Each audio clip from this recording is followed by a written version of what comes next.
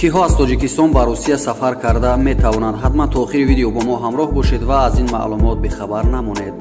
мувофиқи дастури ҳукумати русия аз 16 март вуруди шаҳрвандони хориҷӣ ба хоки русия манъ аст ба истинои 5 ҳолат.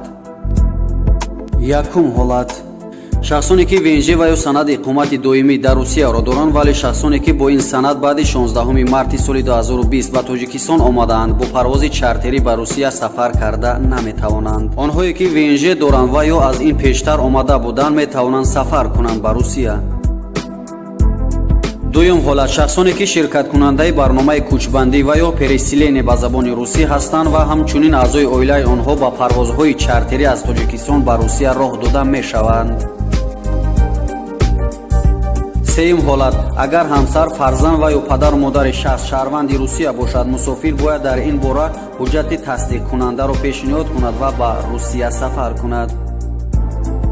чорум ҳолат: агар шахс бо ҳадафи табобат ба русия биравад ва барои исбот аз ягон беморхонаи русия даъватнома барои табобат ва ё аз вазорати тандурустии русия санад пешниҳод кунад ва ба русия сафар кунад.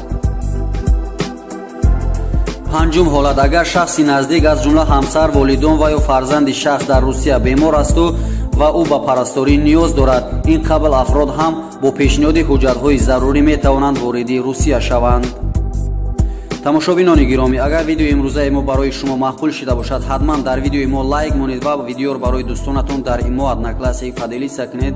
то видеоҳои ояндаи мо, худо ҳамаи шуморо нигаҳбон бошад.